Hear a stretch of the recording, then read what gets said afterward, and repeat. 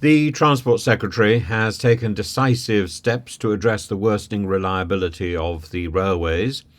Louise Haig has ordered immediate action and initiated a probe into the performance of train companies. She plans to hold meetings with the heads of the worst performing companies, starting with Avanti West Coast, which has faced significant operational issues and high cancellation rates. The point is, there is no sense in taking the train if you can't be sure that A, it's going to run, or B, it's going to run on time, because you can't plan the rest of your day. You basically have to you you have to rely on luck, and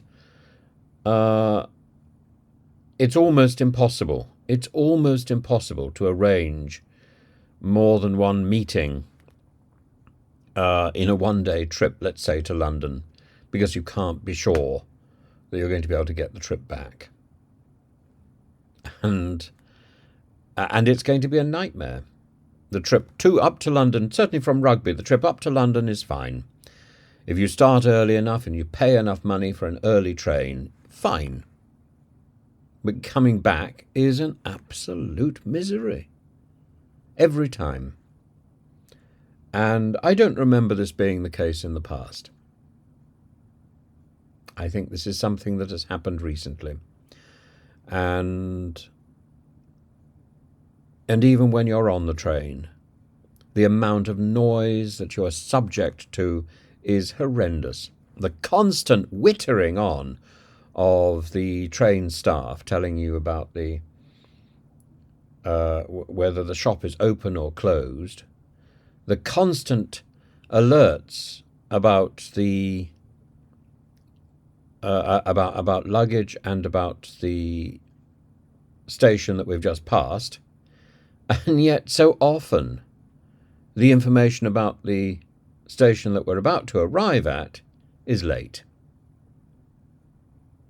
So it's always a mad rush, and once you're sitting down, you're told all this information again.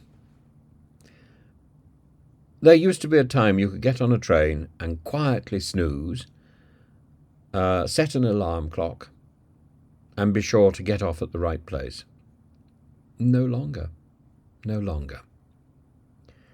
And I hope the Labour Party can do something about it, but I don't hold out much hope. Haig emphasised the priority of holding industry leaders accountable and improving service standards.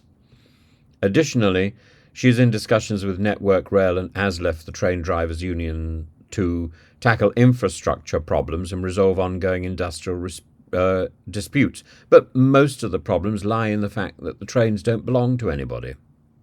The Labour Party's broader strategy includes renationalising the passenger network by gradually transitioning operators into state control as their contracts expire. Well, fine.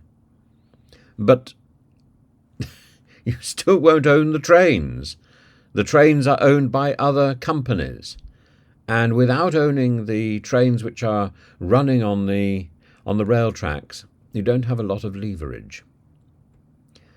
We have to rethink the way we use our railways, and maybe we have to move back to the 1950s and reorganise them from that point of view. We have to have pride in our railways rather than try to make money out of them. And I agree, we should be owning them. We should own our railways. We should own our trains, and we should be making trains that are fit for purpose. Because the trains that we've got at the moment are not, and it's not about whether or not you can get to a place 10 minutes faster. Who cares if you can't rely on the train actually arriving?